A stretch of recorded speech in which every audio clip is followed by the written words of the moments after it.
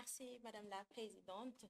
Je remercie tout d'abord le comité scientifique et d'organisation de m'avoir associé à ce congrès, en particulier le professeur Aziz Bousfekha, qui je considère est aussi un auteur de ce travail, hein, parce qu'on discute beaucoup à distance avec son équipe pour pouvoir édifier certains diagnostics de nos malades qui s'avèrent parfois difficiles. Donc, juste pour vous partager notre expérience par rapport au diagnostic et à l'abord de ces déficits immunitaires primitifs par les manifestations dermatologiques. Je ne vais pas revenir sur cette définition des déficits immunitaires primitifs que tout le monde connaît. Je vous montre juste quelques images. Un enfant qui présente cette large ulcération dans un contexte de sepsis et même parfois pas, ça c'est pas normal, devrait attirer l'attention d'un clinicien. Un enfant qui présente cette dermohypodermite bactérienne nécrosante aussi devrait attirer l'attention du clinicien, surtout en zone tropicale. Un nouveau-né qui naît avec cette érythrodermie très rouge exfoliative aussi devrait attirer l'attention, de même que ces lésions de pyodermite disséminées, dont certaines sont en phase de cicatrisation, d'autres en phase évolutive, devraient aussi attirer l'attention. Et cette pustulose diffuse chez un nourrisson aussi, lorsqu'on voit ça, ça attire notre attention par rapport à l'existence d'un déficit, que ça soit primitif ou secondaire. Tout ça pour dire que les manifestations dermatologiques des déficits immunitaires primitifs ont été décrites par plusieurs études, allant d'une fréquence de 25 à 70%. Et au Sénégal, la première cohorte de déficits immunitaires primitifs que nos collègues ont rapporté ont noté déjà une fréquence de 26% des malades. Ici, c'est un papier que nous avons rapporté sur 65 cas de patients suspects de déficit immunitaire primitif. Nous avons pu quand même faire les explorations chez 30 patients et tous les 30 patients avaient un déficit immunitaire primitif avéré, pour dire que les dermatologiques sont assez sensibles dans le diagnostic des déficits immunitaires primitifs.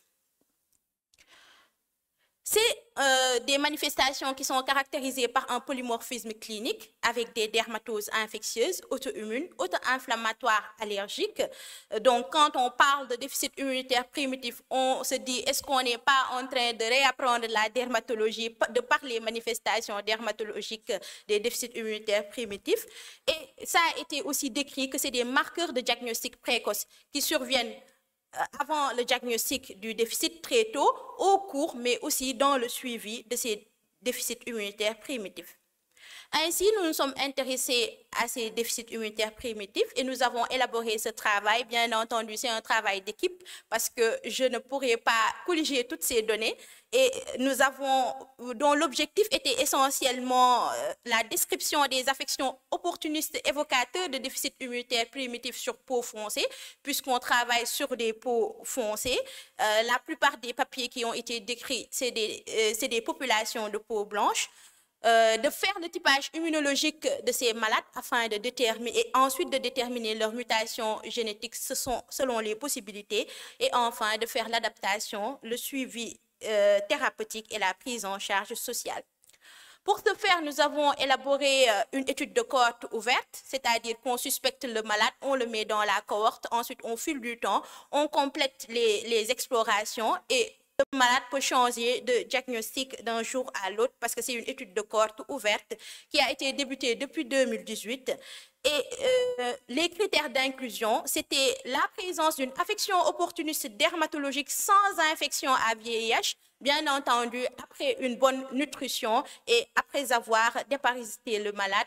La persistance de ces affections fait que ces malades étaient inclus et on a essayé de corréler les manifestations avec ceux décrits dans la classification phénotypique et afin de prédire les mutations génétiques en cause.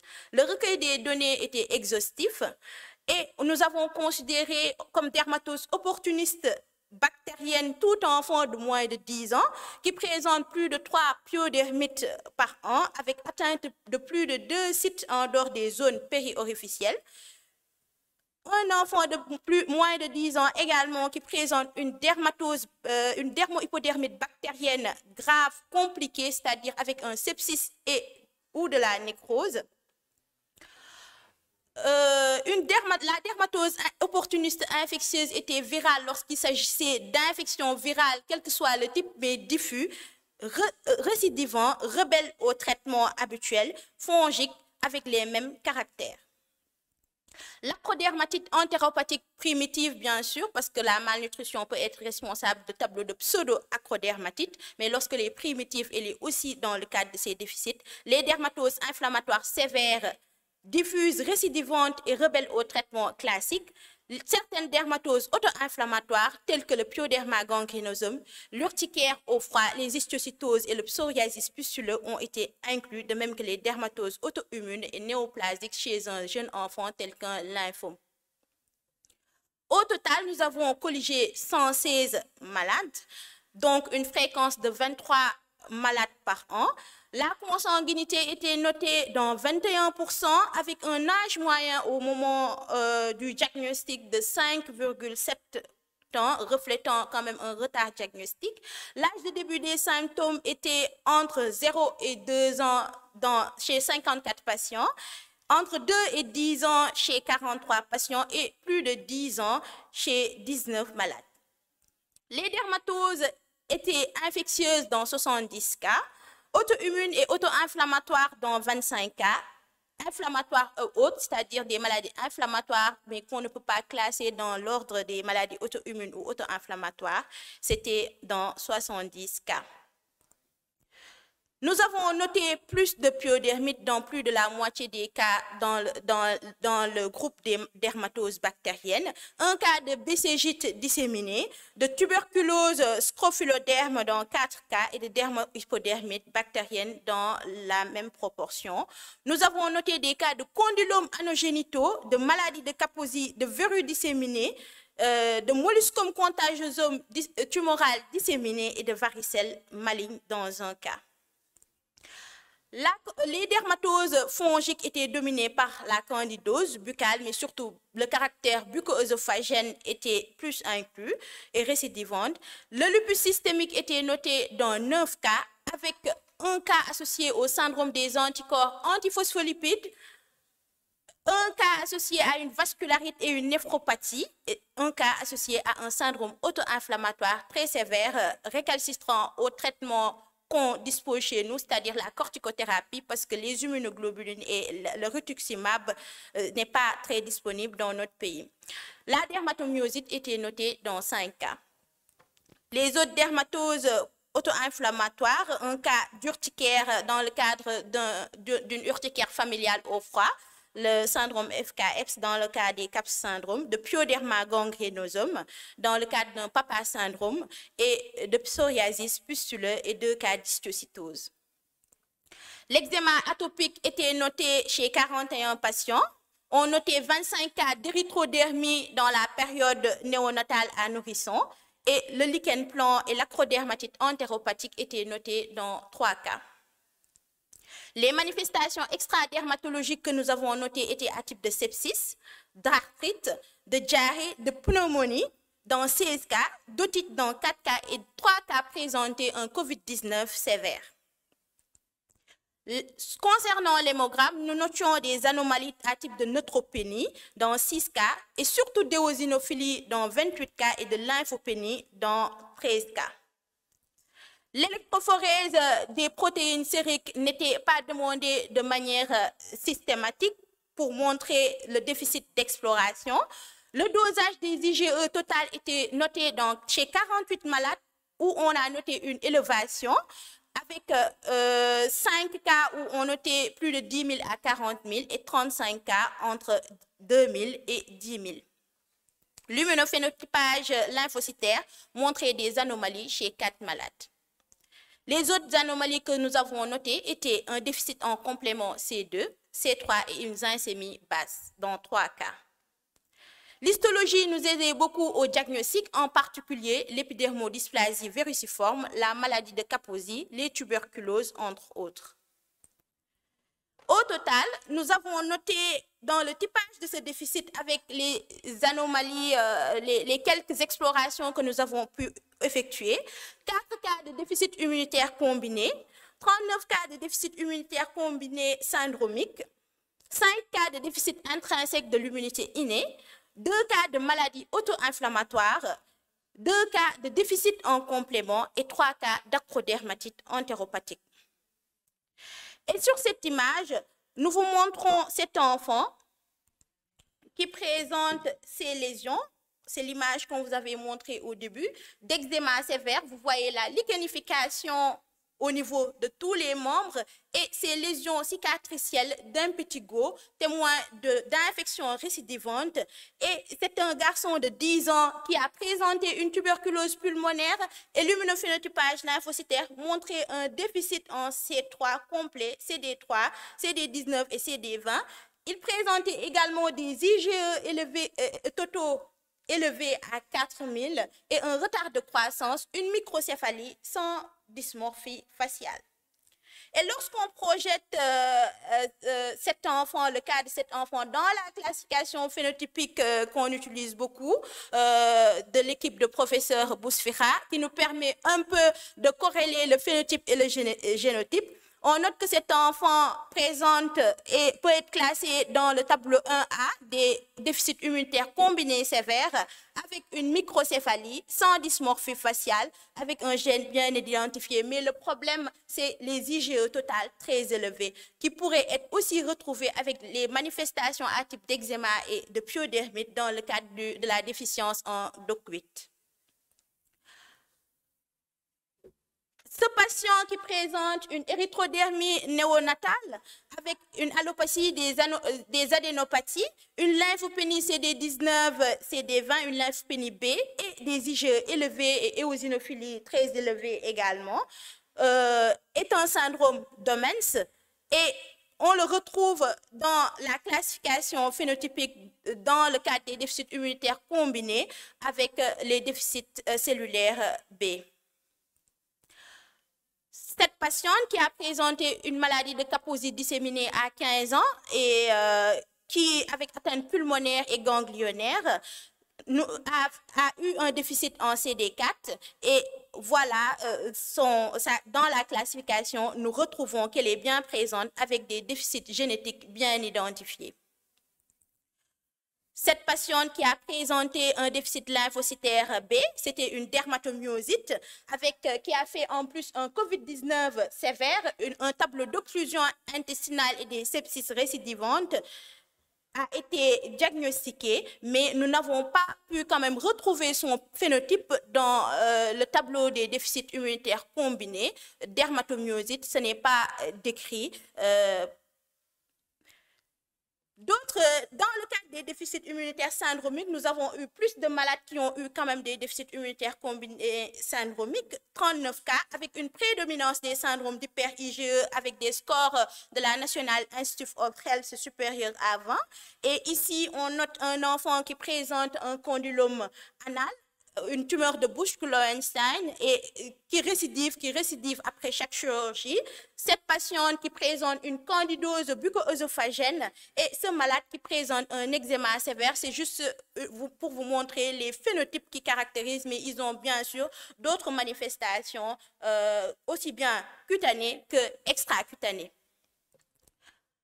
Le cas de ce malade qui présente un syndrome de Netterton, elle a 3 ans, mais également cet enfant qui a 17 ans, mais on dirait qu'ils sont un peu, ils sont ressemblants, c'est comme si c'est les mêmes enfants, alors que la deuxième a 17 ans, le premier a 3 ans, retard de croissance, les enfants ne grandissent pas. On les diagnostique, mais la difficulté sera thérapeutique. Cet enfant également qui présente un syndrome de Netterton avec IgE élevé, sepsis récidivante, érythrodermie ictiosiforme congénitale dans ce cadre-là. Donc, toujours dans le cadre des syndromes d'hyper-IgE, nous avons noté des manifestations extracutanées qui sont les anomalies ostéo-articulaires chez cette fille de 21 ans qui a présenté cette scoliose sévère et cette luxation pathologique en plus de sa dermatite atopique et bien sûr des infections récidivantes. Et quand nous l'avons scorée, elle avait un score supérieur à 40. Pour montrer ces syndromes d'hyper-IgE dans cette classification avec les mutations identifiées, on a ici le prototype des syndromes hyper-IgE, celui de Job-Buckley avec la forme autosomique dominante, sauf que nos patients n'avaient pas une ascendance qui présentait ces syndromes, donc on a plus de formes peut-être autosomiques récessives si on était dans l'exploration ou bien les phénocopies. Cette mutation ZN341 et 3 cas de Comel-Netterton avec des mutations génétiques bien identifiées. La mutation PMJ3 qui a été décrite chez des familles consanguines avec notre taux de consanguinité, peut-être qu'on peut avoir les mêmes pourcentage. Et ici, le malade qui a présenté, en plus des anomalies cutanées du syndrome hyper-IgE, les anomalies ostéo-articulaires et l'hyperlaxicité cutanée, phénotype Ehlers-Danlos, peut être retrouvé dans cette mutation RBN deficiency. Un autre cas de Wiskott-Aldrich qu'on suit avec nos amis hématologues qui présente un eczéma et une thrombopénie sévère et des lésions de verrues disséminées, de molluscum contagiosum et récemment il a fait une varicelle maligne pour dire que les manifestations dermatologiques se suivent au cours de ces pathologies. Donc, un cas de BCG dans le cadre des déficits intrinsèques de l'immunité innée, MSMD, infection virale, cette patiente qui a développé 1 mois après la vaccination, cette lésion tumorale bourgeonnante évocatrice d'une néoplasie, mais lorsqu'on a, et ces lésions de plaques purpuriques disséminées, évocatrices soit d'un lymphome ou bien d'une autre, ces plaques purpuriques qui peuvent évoquer un lupus ou bien d'autres maladies. Voilà, excusez-moi. Quand nous l'avons biopsié, toutes les lésions montraient un granulome tuberculoïde avec nécrose caséeuse. Et le traitement a répondu après une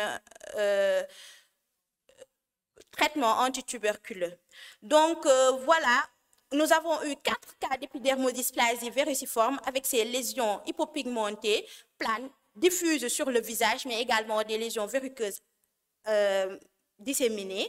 Et cette patiente-là, on suit beaucoup de patients qui ont des papillomatoses orales et tout le temps, nous nous sommes demandé le facteur de ces papillomatoses orales et la surprise a été qu'on a vu que les épidermodysplasies vériciformes dans ces cas développent ces papillomatoses burales et même les patients qui ont des syndromes d'hyper-IgE. Et dans cette classification phénotypique, si nous pouvions explorer, nous aurons dépisté ces erreurs de l'immunité innée sur le plan génétique avec les Mendelian Susceptibility of Mycobacterium Disease, avec des mutations bien différenciées. Et le cas que nous avons décrit a été diagnostiqué avec l'équipe d'Imagine par l'intermédiaire du docteur Mam Sorna qui fait son PhD là-bas avec le professeur Tandara. Et nous avons détecté une mutation stade 1 partielle, autosomique récessive. Et ici, les cas d'épidermodysplasie correspondent à des gènes ERV1 et ERV2. Peut-être dans le futur, nous pourrons les explorer, même avec un sanguin. Comme maladie auto-inflammatoire, nous avons noté ce cas d'urticaire familiale au froid avec une hyperleucocytose très sévère. On parlait tout à l'heure de maladie auto-inflammatoire, polyarthrite, fièvre, qui a fait un COVID-19 très sévère. Et c'est après avoir traité la COVID-19, le malade n'arrêtait pas de faire ses poussées auto-inflammatoires parce qu'au départ, on pensait que ces lésions urticariennes étaient en rapport avec une vascularite à COVID. On s'est rendu compte en refaisant l'histoire qu'il y a une histoire familiale, mais également que le malade en faisait souvent. Et voilà, ces maladies auto-inflammatoires sont classées parmi les déficits immunitaires primitifs avec des mutations également bien identifiées. Ce malade qui présente un syndrome papa, on peut dire que ça, il fait partie des premiers malades déficit immunitaire primitif que nous avons suivis, pour dire que comme on parle de la marche de l'atopie, aujourd'hui on a un signe, demain on a un autre signe, on peut dire que même dans les déficits immunitaires primitifs, c'est à peu près la même chose, parce que ce malade a commencé par cette lésion de pyoderma qu'on a traitée, après elle a développé ces manifestations de polyarthrite, ensuite d'acné, qui en faisait ce syndrome caractéristique, et c'est assez caractéristique de ces maladies auto-inflammatoires qui sont à peu près tous classés comme déficit immunitaire primitif dans cette classification. Nous avons noté 2 cas de déficit en complément avec des manifestations à type de lupus chez un malade, déficit en complément C2, tuberculose ganglionnaire et sepsis. Un autre malade qui présentait un lupus et un syndrome auto-inflammatoire et un sepsis qui présentait un déficit en complément C2, et nous pourrions aisément les explorer en recherchant ces mutations qui ont été décrites dans ces classifications phénotypiques dans le tableau 8 de la susceptibilité aux infections. L'acrodermatite entéropathique, enfin, qui se manifeste par des lésions bulleuses périorificielles chez un enfant. Le plus typique, c'est qu'ils surviennent après 6 mois, quand l'enfant commence à diversifier l'allaitement, avec des lésions bulleuses, diarrhée, alopécie assez caractéristiques, avec une zyncémie basse. Et cette acrodermatite entéropathique est due à un déficit en zinc génétique par mutation du transporteur ZIP4, mais elle n'est pas classée dans cette classification phénotypique. Nous retrouvons quand même un autre type de transporteur qui est responsable de déficit, c'est le ZIP7, mais à peu près c'est les mêmes mécanismes, donc peut-être c'est un déficit en anticorps prédominant, avec les hypogammaglobulinémies. Donc, s'agissant de l'exploration génétique, nous avons quand même, on était venu il y a 2 ans ici au MSPIT et nous avions posé le problème de quelques patients, et je suis ravie de revenir ici en disant que la moitié de ces problèmes de ces patients sont un peu réglés, parce qu'on est en train, avec les collaborations, de faire l'exploration génétique de certains de nos malades, et ceci a permis de découvrir une mutation CARMYL2 chez cet enfant qui présente des molluscomes géants, tumorales, depuis l'âge de 2 ans, et qui se surinfectent fréquemment, mais le problème reste entier avec la difficulté thérapeutique. Donc, le cas de cette malade qui a la BCG disséminée avec la mutation STAT1, la mutation STAT1 qui a été identifiée. Donc, le suivi était régulier chez 80 malades, et nous avons noté quand même 25 cas de décès et des récidives d'infection. Docteur Mam, si possible. Merci, conclure. Je vais conclure. Le décès était survenu chez 9 cas, et la particularité phénotypique de nos malades, c'est la prédominance des syndromes d'hyper-IgE, des maladies auto-immunes et des maladies auto-inflammatoires. On avait noté également un chevauchement phénotypique avec des cas d'hyper-IgE, d'épidermodysplasie vériciforme associée. On ne sait pas si c'est quoi le début. Les hyper-IgE qui étaient associés à la lymphopénie, de même que la neutropénie, les cas de COVID-19 sévères, parce qu'actuellement, rien que la COVID-19 sévère est classée comme les déficits immunitaires primitifs. Nous avons aussi noté un déficit d'orientation. Le bilan était souvent orienté par la clinique. Il faut être habitué pour savoir quel bilan prioriser ou pas. Il est nécessaire ainsi de faire le whole exome sequencing, donc les séquençages de nouvelle génération, pour décrire ces chevauchements phénotypiques. Et le seul espoir en Afrique, c'est ça, pour caractériser ces phénotypes. Et il est possible de découvrir même de nouveaux gènes, parce que c'est des phénotypes qui n'ont pas encore été décrits. La problématique, c'est vraiment l'indisponibilité des immunoglobulines. Je projette cette malade qui a un syndrome de Netterton et qui chaque fois m'appelle pour me dire, docteur, s'il le faut, envoyez-moi en France pour que mon enfant soit traité, mais il faudrait le link, peut-être que je vais trouver la solution avant de partir. Et cet enfant qui doit bénéficier d'une allogreffe de moelle et qui n'est pas disponible au Sénégal. Et nous devons vivre constamment avec le stress quotidien des patients qui nous appellent et qui nous disent « Docteur, aidez-nous, vous êtes notre seul espoir », alors que nous, on attend quand même que le soutien des collaborateurs. Et je vais conclure par un plaidoyer. Surtout, la dernière fois, c'était un plaidoyer pour le diagnostic, mais aujourd'hui, c'est un plaidoyer thérapeutique pour l'accessibilité des immunoglobulines et de la greffe de moelle dans notre contexte. Je remercie le professeur, tous mes collaborateurs, l'équipe de prise en charge des déficits immunitaires au Sénégal, le professeur Abdoul Aziz Bousfika, qui nous a permis vraiment de recruter autant de malades parce qu'il nous pousse vraiment à y aller tous les jours. Et merci, Madame la Présidente.